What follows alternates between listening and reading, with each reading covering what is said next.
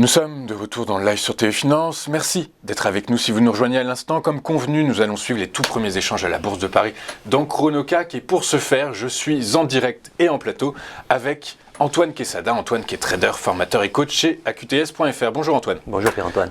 Louis-Antoine. Louis-Antoine, pardon. Bonjour. Il est 9h05, le marché a ouvert depuis 5 minutes. Il était attendu hausse, il a ouvert en hausse. Ceci étant... beaucoup d'incertitudes règnent autour de l'environnement macroéconomique, géopolitique, la guerre en Ukraine, l'inflation aux États-Unis, l'inflation en Allemagne. Les chiffres qui ont été publiés ce matin, l'inflation est en hausse en Allemagne. Du coup, Antoine, quelle stratégie adopter aujourd'hui ? Eh bien, je dirais prudence, mais là je n'invente rien en utilisant ce mot. Je crois que c'est le seul qui s'impose. Effectivement, on assiste à un rebond depuis plusieurs jours suite à cette très forte baisse qui était prévisible, on l'avait vu ensemble, notamment sur le franchissement à la baisse des 6389 points, enfin on pourrait arrondir à 6004 pour faire simple, et on avait atteint même les 100% du potentiel théorique de baisse de la figure chartiste en épaule-tête-épaule dont je vous parle déjà depuis des semaines. On a même fait pratiquement par extension un 161,8% de Fibonacci à 20 points près, sur la zone des 5750 points, donc encore en dessous des 100%, vous voyez là. D'ailleurs, on avait atteint les 6125 dans la matinée, on y est resté quelques heures avant de clôturer un petit peu plus bas par la suite. Donc en fait, le marché a vraiment très rapidement beaucoup donné, et il était logique et normal qu'il y ait cette reprise, en tout cas reprise technique, je dirais pour le moment d'ailleurs, puisque nous sommes férus d'analyse technique et de figures chartistes. Au lendemain de la très très forte baisse que nous avions eue, on a une figure en pendu. Un pendu, c'est-à-dire cette longue mèche que vous avez, elle s'est produite mardi dernier. Cette longue mèche avec ce tout petit corps vert en dessous. En général, cette figure-là, on la trouve sur des fins de mouvement baissier. Fin provisoire, ça ne veut pas dire que la baisse, on aimerait qu'elle soit terminée. Mais bon, en tout cas, cette figure-là a testé qu'il était probable que l'on reparte un petit peu à la hausse. Et d'ailleurs, c'est ce qu'on a fait. Ce qui a fait le cours le lendemain, en fait. Ce qui a fait le cours le lendemain, et qui est allé faire quoi, finalement? Revenir à 2 points près sur les 6389. En fait, il a fait 6387 exactement, ce qu'on appelle un pullback. Un pullback, encore une fois, presque parfait. Donc, techniquement et graphiquement, je pourrais vous dire, ce qui se passe, c'est parfaitement dans les clous de ce que peut nous donner l'analyse graphique, chartiste, technique.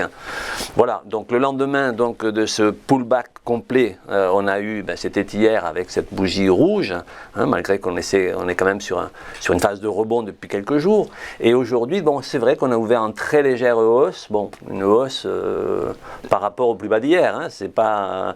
Donc je dirais que pour vraiment invalider, entre guillemets, ou en tout cas amortir ce grand coup de froid qu'on a eu sur les marchés, évidemment la géopolitique est le facteur numéro 1 d'après moi, il faudrait repasser durablement, en fait au moins un jour ou deux, clôturer au-dessus de nouveau de ce qui était un gros support qui désormais devient la résistance, 6389, mais ça me paraît tout de même assez peu probable, malgré les quelques velléités de continuation de hausse aujourd'hui.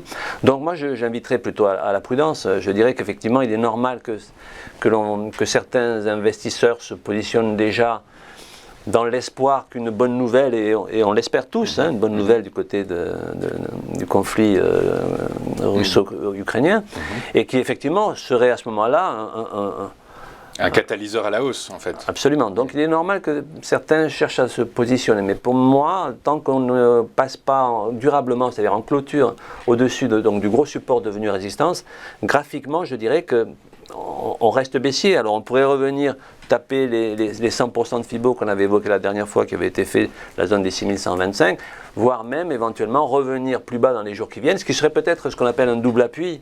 Là, je suis dans la supposition, les probabilités ne sont pas énormes. Autant la semaine dernière, je pouvais vous donner des éléments à très forte probabilité, autant ici, je vais être beaucoup plus prudent sur ce qui risque de se passer, bien qu'encore une fois, techniquement parlant, on a fait un pullback parfait, et tant qu'on reste en dessous de cette zone, il n'y a rien qui nous dise que l'on va aller plus haut. Donc prudence, je dirais ça. Moi, je pense qu'il faut attendre des vrais catalyseurs pour repartir et se repositionner à la hausse si ces catalyseurs venaient à arriver. Mais pour le moment, pour moi, la tendance est toujours dangereuse.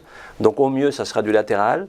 ou alors revenir. Du latéral buter. entre quelle borne et quelle borne vous voyez les 6387 et les 6125? Moi, je dirais absolument, c'est plutôt dans cette zone-là que je verrai les choses, oui, en latéral, puisque, comme je vous l'ai dit, tant qu'on ne repasse pas au-dessus des 6389, je ne vois pas comment on pourrait aller de l'avant. Donc la latéralisation risque de se situer dans cette zone-là, dans les cours actuels.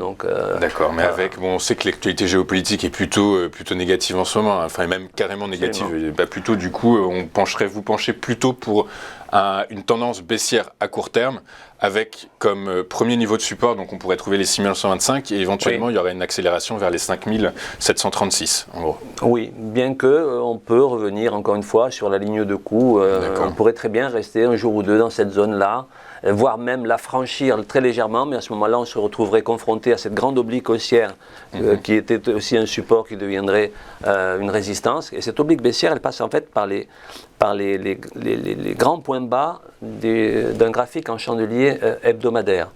Et donc elle fait elle aussi office d'une grosse résistance. Donc on a dans le meilleur des cas les 6004, les 6380 qui vont faire obstacle, et ensuite il faudrait franchir les 6440 voire les 6500. Donc ça me paraît très peu probable à très court terme. Oui, c'est ça, d'accord. Donc moi je privilégierais la zone de latéralisation autour des prix actuels d'ailleurs, entre les 6389 et les 6125.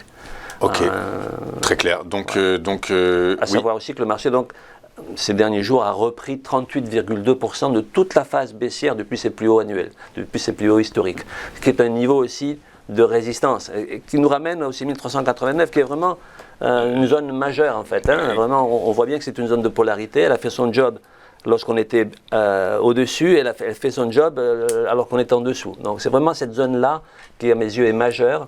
Et il faudrait, comme je vous l'ai dit, soit une clôture au-dessus sur plusieurs jours. Mais constante, oui, c'est ça. Voilà. Ça risque de n'être qu'un épiphénomène. Et donc moi, j'invite à la prudence, tout simplement. Ok, écoutez, on vous a bien entendu. Antoine, je vous remercie d'avoir été avec nous ce matin et de vos précieux conseils. Je rappelle que vous êtes trader, coach et formateur chez AQTS.fr. On va marquer une pause et on se retrouve dans un instant pour la suite de votre émission. À tout de suite sur TV Finance.